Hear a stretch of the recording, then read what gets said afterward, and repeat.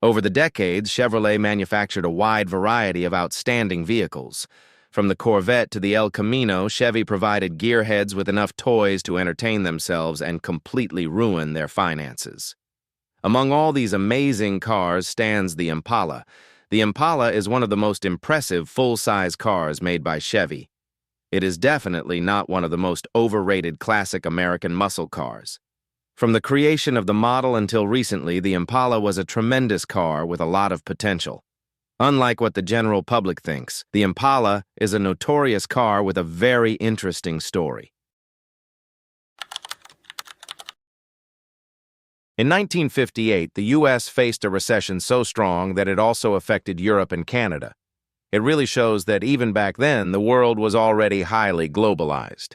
The same year, Chevy released several high-end vehicles such as the Bel Air and the Impala. Both vehicles are now legends. The '50s Impala definitely is the sort of classic American car every gearhead should drive at least once. As a matter of fact, the very first Impala is a true collectible. Do not expect anything too powerful here. The 348 cubic inch W Series turbo-thrust V8 only produces 250 horsepower.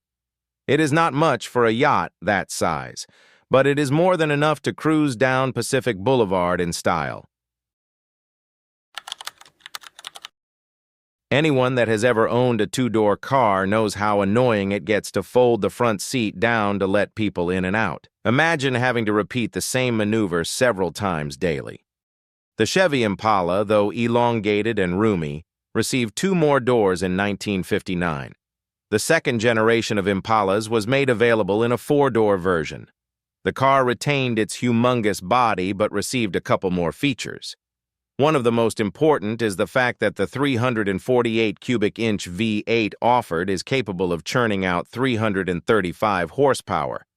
That is a steep increase compared to the '50s Impala. The Impala does not have the reputation of being a legitimate muscle car.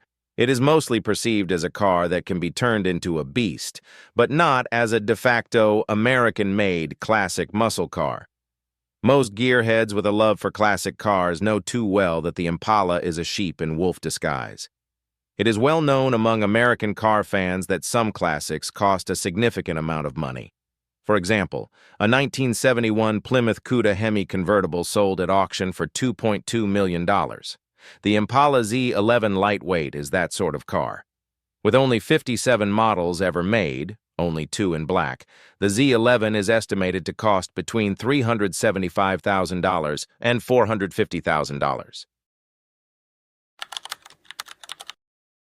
To gearheads from all over the country, the Impala is a true American classic.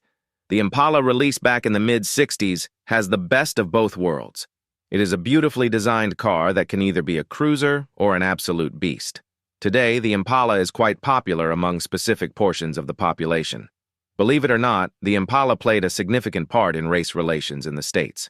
To make a long story short, the 1964 Impala was the very first Impala to reach one of the few Chevy dealerships in South Los Angeles, after Chevy's no-test drive policy for African Americans was lifted.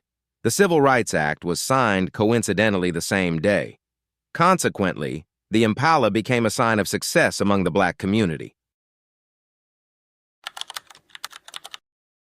Hip-hop may not be everybody's cup of tea, but it does have a huge fan base worldwide.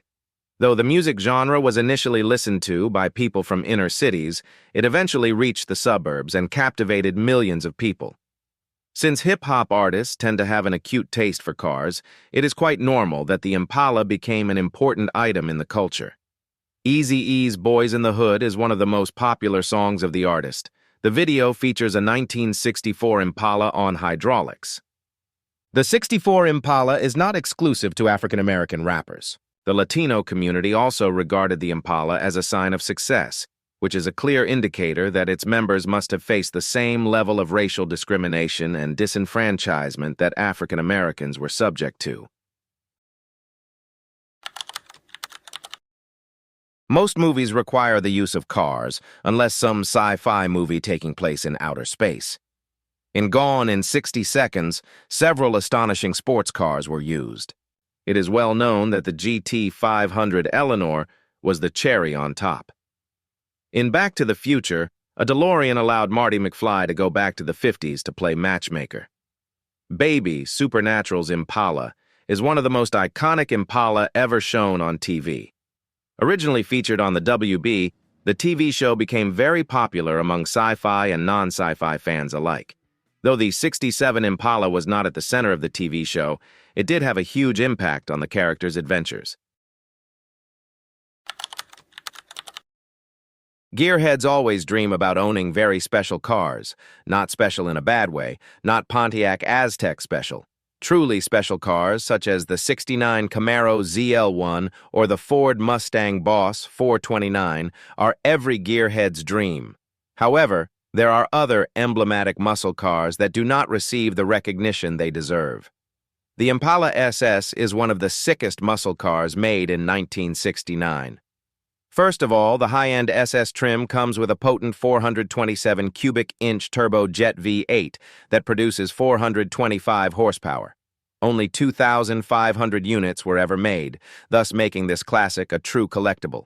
Its value is not as high as it should be, which will make any gearhead think twice before buying a Fox body Mustang. Things were changing quite drastically in the 1980s. The malaise era was in full swing, and car makers simply could not keep up with the constant changes in regulation. In 1985, the Impala was discontinued. 9 years later, Chevy decided to revive the nameplate. The Impala SS was back on the streets. The Impala SS was brought back to life in 1994. It used the Caprice as a base but was powered by a much more interesting power plant. Underneath the hood sits the 350 cubic inch LT1V8 from the Corvette of the same era. The engine develops 260 horsepower and 330 pound-feet of torque. It may not be much by today's standards, but it was quite something back then. Domestically manufactured sedans have been under the threat of increasingly luxurious and fast German and Japanese sports sedans. The Impala, which was marketed as a muscle sedan in the '90s, ended up becoming a bit more subtle. With the SS trim gone, it was nothing compared to a Lexus or BMW in the same category. The vast majority of Impalas released from the year 2000 onward tend to be disappointing. In 2020, Chevrolet decided to halt the production of Impalas because of low sales numbers. Though the last Impala was nicely designed, the fact that it only came with a 3.6-liter V6 that makes 305 horsepower and 264 pound-feet of torque may have turned off potential customers. To most people, General Motors belongs to Detroit. It is the company that helped Detroit earning the nickname of Motor City. However, as business knows no boundaries, literally companies have outsourced their production to countries worldwide. General Motors actually produced some Impalas outside the continental U.S. As crazy as it may sound, Impalas destined for foreign markets were made in Oshawa in Canada. It was not all Impalas, mainly the ones that were meant to be driven on the wrong side of the road. Most, if not all, Impalas sent to the UK, Australia, New Zealand, or South Africa were made in Canada. Well, there you have it. 10 things everyone forgot about the Chevy Impala. What was your best memory with this gem? Comment down below and let's discuss. Also, don't forget to hit that subscribe and like button to keep you updated on our future uploads. Until then, I'll catch you on the next one.